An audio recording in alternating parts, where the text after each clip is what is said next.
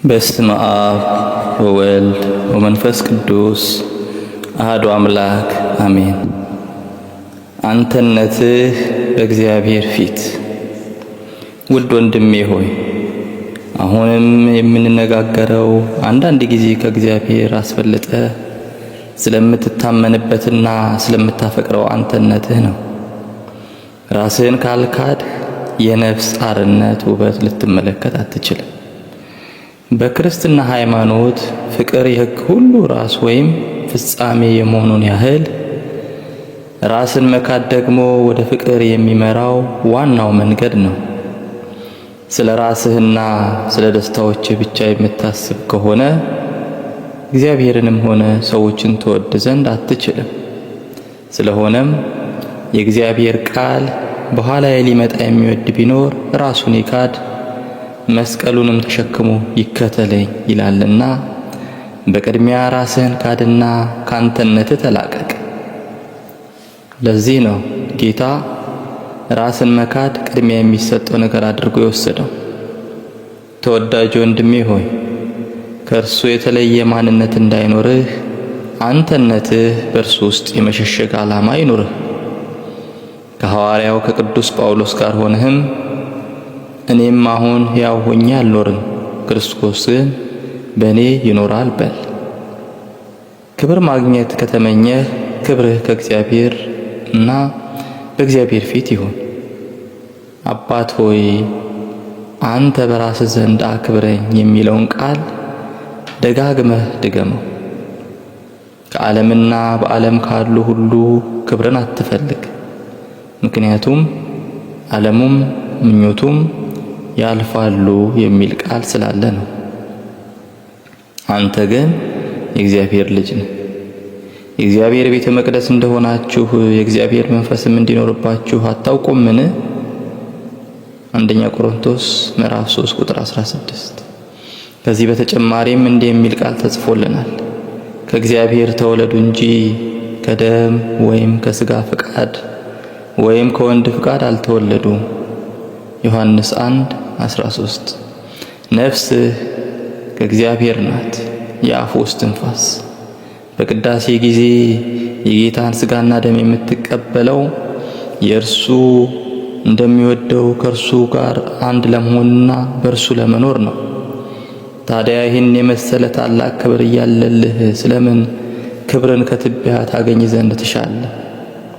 ሰዎች ስላንተ መልካሙን ሲናገሩልህ ደስ የሚልህና ክፉን ሲገልጡብህ ደግሞ የምትከፋው ለምንድን ነው? ሰዎች የወደዱትን ስላንተ ቢነግሩ ምን ይጨንቅሃል? ስላንተነትህ በመናገርስ ሲያሞገሱ ዘንድ ስለምን ትለምናቸዋለህ? ወንድምህ ሆይ እውነቱ ልንገርህና አሁንም ቢሆን የምትወደው ትቢያውንና የትቢያውን ክብር ነው ወይስ አንተነትህ እንደ ጣዖትህ ሆኖልህ እስከ ዛሬ ድረስ መስዋዕትና መባ እያቀረብክለት ትገኛለህ? ወዳጄ ሆይ ራስህን ካድ፣ ፍቅርህንም ሁሉ ለእግዚአብሔር ብቻ ስጥ።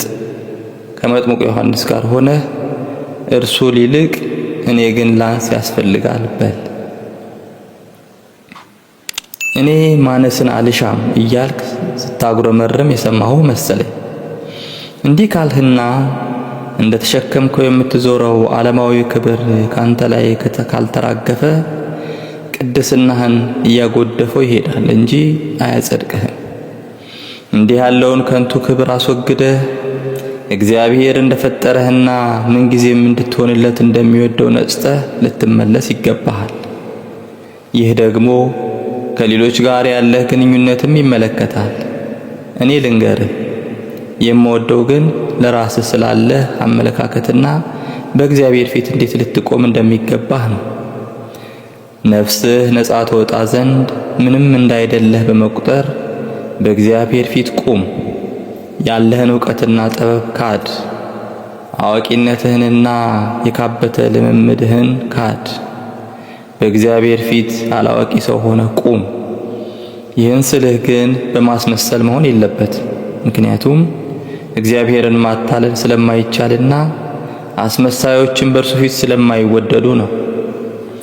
አንተነትህ በኢየሱስ ክርስቶስ ይሸሸግና እርሱ በአንተ ላይ ተገልጦ ይታይ ስልህ በሰዎች ፊት ብቻ ሳይሆን በአንተም ፊት ነው። እንዲህም በለው፣ አቤቱ ጌታዬ ሆይ እኔ ውጭን ተመልክቼ ፈርዳለሁ።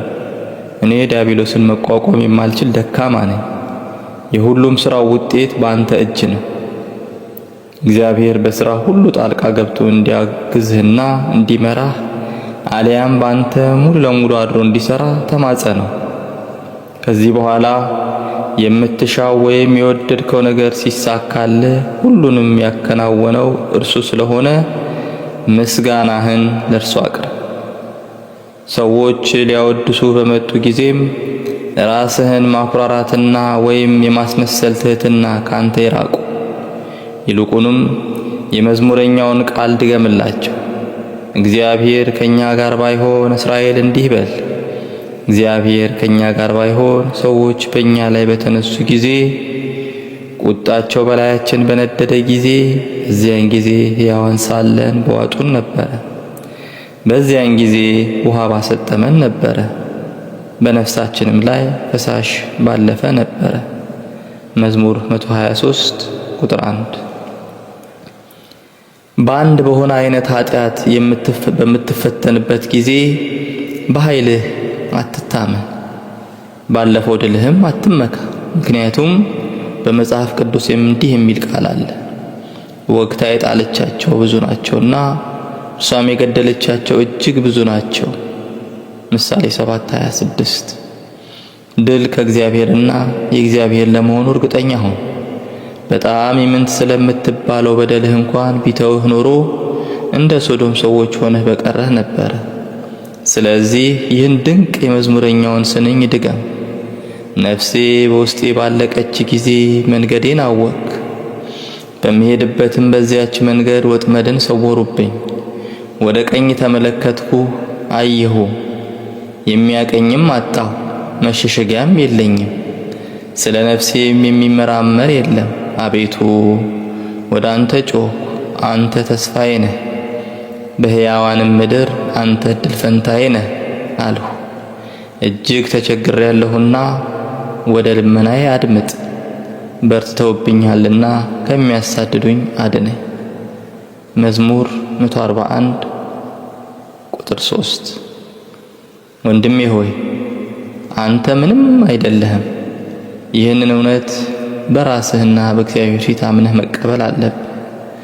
አንድ ነገርን ለማከናወን እንደምትችል ባሰብክ ጊዜ ሁሉ ወደ አንተነትህ ተመልሰህ ወደ ፈርዖን የምሄድ የእስራኤልንም ልጆች ከግብጽ የማወጣ እኔ ማን ነኝ በማለት ራስህን ጠይቅ። እግዚአብሔር አንደበት እንደሚሆንህና በአንተ እንደሚሠራ ከተናገረህ አንተ የእርሱ መገልገያ መሳሪያ መሆንህን በማመን ሥራህን ቀጥል። ከዚህ በኋላ በሞት ጥላ መካከል እንኳን ብትሄድ ክፉን አትፈራም። ጦር ቢከብህም በእግዚአብሔር ትታመናለህና እንዲህ ባለው ጊዜ ሁሉ እኔን ትቢያ ወንድምህን አስበኝ እንገናኝ ዘንድ። ወስብሐት ለእግዚአብሔር። ምንጭ የነፍስ አርነት